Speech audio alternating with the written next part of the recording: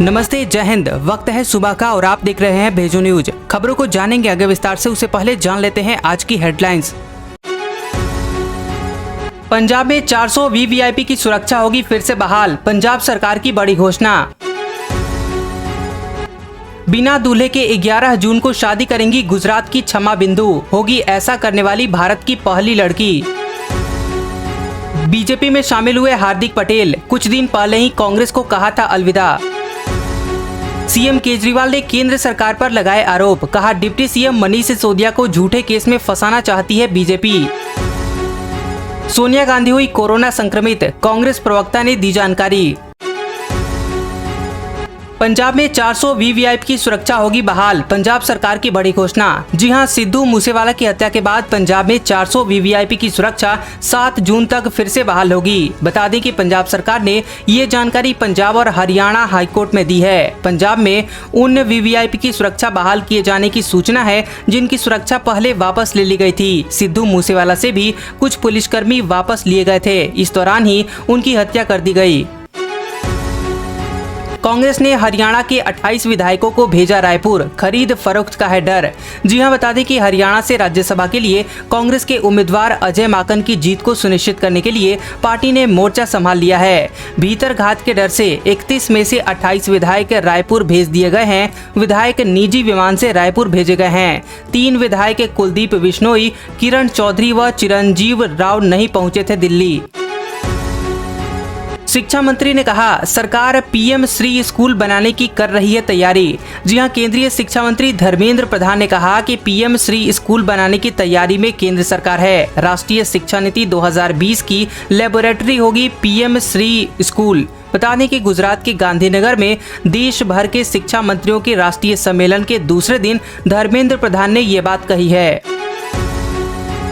बिना दूल्हे के 11 जून को शादी करेंगी गुजरात की क्षमा बिंदु, होगी ऐसा करने वाली भारत की पहली लड़की। जी हां, गुजरात की एक लड़की खुद से ही विवाह करेगी, यानी कि एकल विवाह करेगी। इस शादी में सब रस्में होंगी लेकिन कोई दूल्हा नहीं होगा। निजी कंपनी में काम करने वाली 24 साल की क्षमा बिंदु 11 जून को ब्याह करेंगी। क्षमा ने कहा कि वह सोलो या एकल विवाह करने वाली देश की संभवतः पहली लड़की होंगी। असदुद्दीन ओवैसी ने कश्मीर मुद्दे पर सरकार को घेरा, कहा बीजेपी को सिर्फ अपने वोट बैंक से है मतलब। जी हां, एआईएमआईएम के प्रमुख असदुद्दीन ओवैसी ने कश्मीर मुद्दे पर फिर से सरकार को घेरा है और कहा कि बीजेपी को सिर्फ अपने वोट बैंक से मतलब है। सरकार कश्मीरी पंडितों को चुनावी मुद्दों के रूप में देखते हैं, न कि इंसानों के रूप में। वही गलती दोहरा रही है सरकार जो 1989 में की गई थी। तब भी कश्मीर के स्थानीय राजनेताओं को बोलने की अनुमति नहीं दी गई थी। मौजूदा सरकार भी यही गलती दोबारा कर रही है। घाटी में फिर टारगेट किलिंग, कुलगाम में एक बैंक मैनेजर को मारा गया। जी हां, जम्मू कश्मीर में टारगेट किलिंग रुक नहीं रही है। कुलगाम में एक बैंक मैनेजर को मार दिया गया। बता दें कि इलाकाई देहाती बैंक के अधिकारियों के मुताबिक मोहनपुरा ब्रांच में विजय कुमार को आतंकवादियों ने गोली मार दी। जख्मी हालत में उन्हें अस्पताल में ले जाया गया, लेकिन तब तक उनकी जान चली जा चुकी थी। 3 दिन पहले ही कुलगाम में एक टीचर को गोली मारकर हत्या कर दी गई थी। इसी बीच केंद्रीय गृह मंत्री अमित शाह जम्मू कश्मीर की स्थिति की समीक्षा के लिए 3 जून को नई दिल्ली में एक हाई लेवल मीटिंग उन्होंने बुलाई है।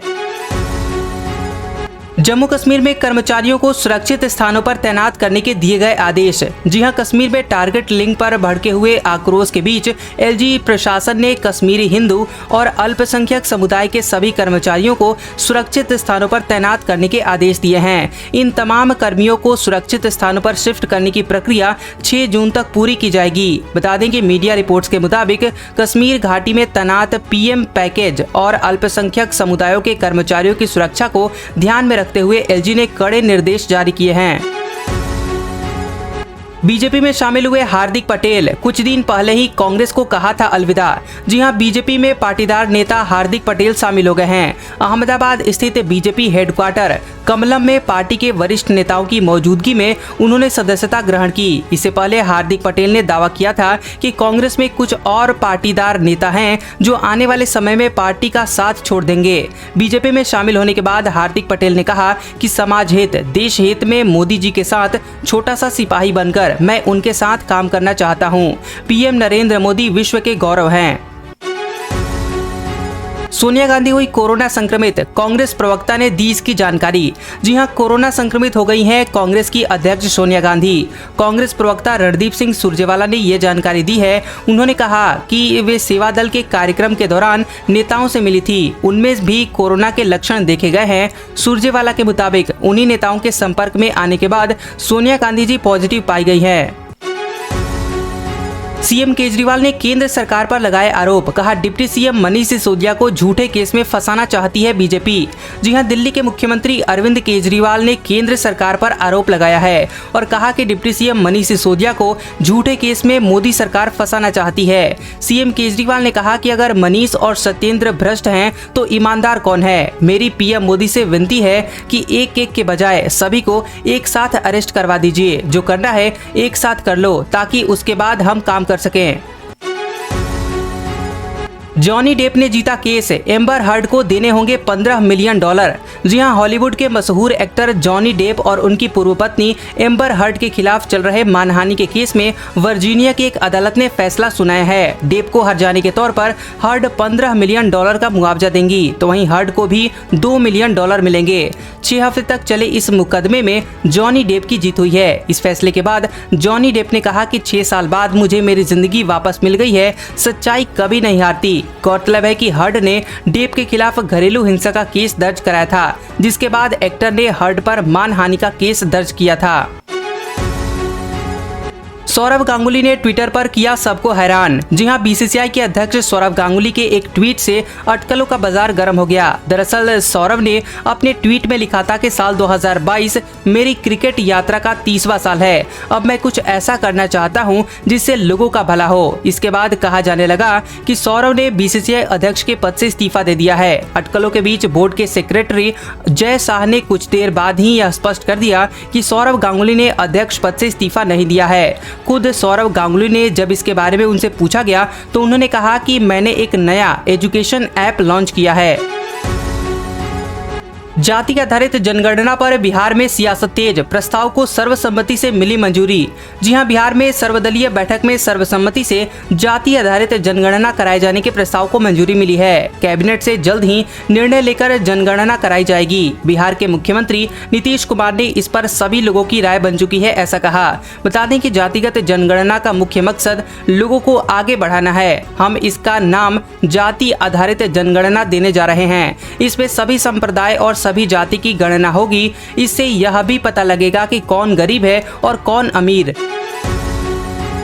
दिल का दौरा पड़ने से हुई थी केके की मौत, रिपोर्ट से हुई इसकी पुष्टि।